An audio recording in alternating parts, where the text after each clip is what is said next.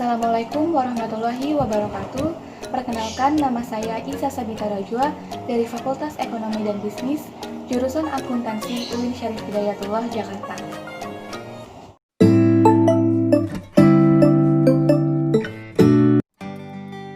Seperti yang kita ketahui, pandemi COVID-19 berlangsung di Indonesia sejak bulan Maret 2020 sampai saat ini.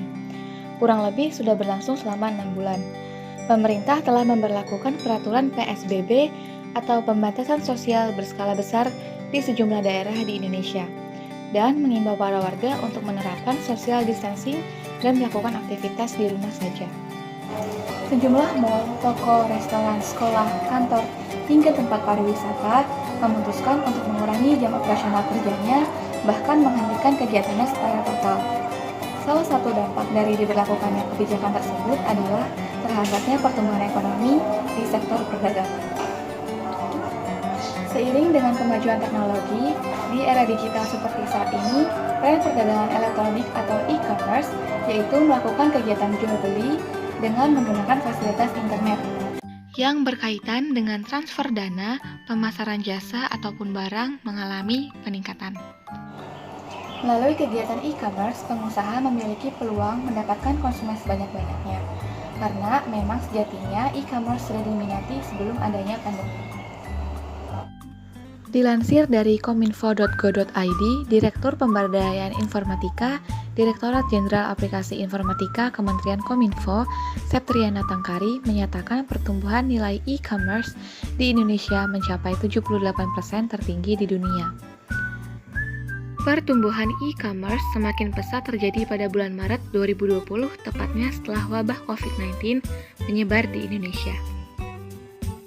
Dilansir dari liputan6.com, Kepala Departemen Kebijakan Sistem Pembayaran Bank Indonesia, Filia Ningsi Hendarta, mengatakan transaksi e-commerce naik sebesar 26% selama pandemi virus corona.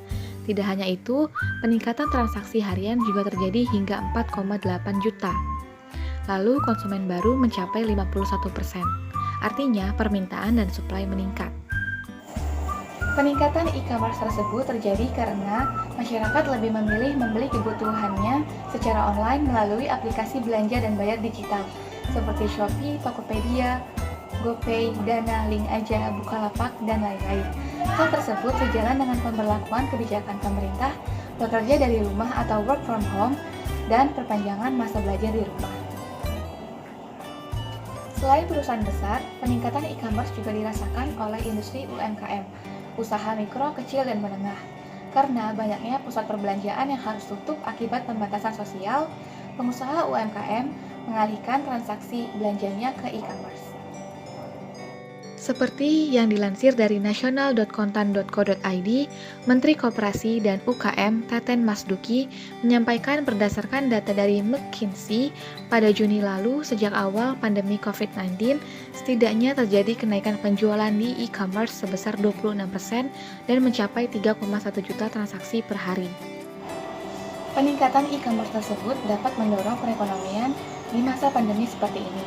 Pemerintah juga mulai melirik sektor e-commerce sebagai salah satu solusi untuk mengatasi defisit pajak akibat pelambatan ekonomi. Ditambah lagi adanya kerjasama antar perusahaan e-commerce di masa pandemi seperti ini, seperti kerjasama antara Grup M dan Tokopedia. Lalu ada Miniso yang bekerja sama dengan Jet Commerce, DKUPP yang bekerja sama dengan perusahaan e-commerce, serta Kementerian Pertanian yang menggandeng Grab dan e-commerce untuk distribusi produk ternak, dan lain-lain. Dinilai dapat menstabilkan perekonomian di masa pandemi saat ini.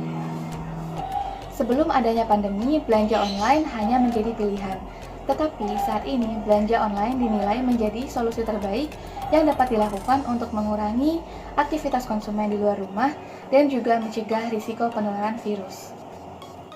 Seperti yang dilansir dari katadata.com, Sejumlah startup logistik mencatat kenaikan pengiriman barang hingga mencapai 80% sejak wabah virus corona merebak di Indonesia. Perusahaan seperti Paxel, JNT, Perahu Hub, Ninja Express, Gojek hingga Grab pun telah menyiapkan strategi guna mencegah penularan COVID-19 dari pengiriman barang. Lalu, apa aja sih cara yang bisa dilakukan untuk memaksimalkan kesempatan e-commerce di masa pandemi seperti sekarang ini? Yang pertama, menjual barang yang sedang diminati atau sedang banyak dicari oleh konsumen. Yang kedua, menjual barang substitusi atau barang sejenis. Yang ketiga, melakukan promosi melalui media sosial. Mintalah bantuan keluarga atau teman terdekat untuk mempromosikan. Yang keempat, berempati, yaitu melakukan penjualan sekaligus melakukan donasi, seperti untuk penanganan COVID-19, untuk membeli sembako kepada keluarga terdampak, atau membeli kuota internet bagi siswa yang tidak mampu. Berikut adalah 10 barang yang paling banyak dicari dilansir dari asiacommerce.id saat pandemi. Sarung tangan medis dan APD, obat-obatan, hand sanitizer, masker, penjual sayur dan buah, rempah-rempah, alat olahraga, alat kecantikan, aksesoris dan perabotan rumah tangga, dan gaming. Di masa pandemi seperti saat ini, Indonesia akan dibanjiri barang e-commerce impor dari luar negeri. Namun, alangkah lebih baik jika kita memberi produk lokal dalam negeri agar tidak kalah saing dengan barang impor. Jadi, ayo tunggu apa lagi? Kita manfaatkan kesempatan e-commerce di masa pandemi ini untuk membangun perekonomian yang lebih baik.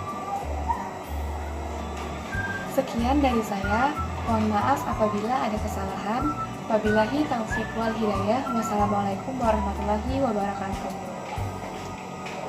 Selalu jaga kesehatan, makan makanan bergizi, tidur yang cukup, mendapatkan sinar matahari yang cukup, olahraga teratur, rajin mencuci tangan minimal selama 20 detik, menggunakan masker saat keluar rumah, membawa hand sanitizer saat berpergian.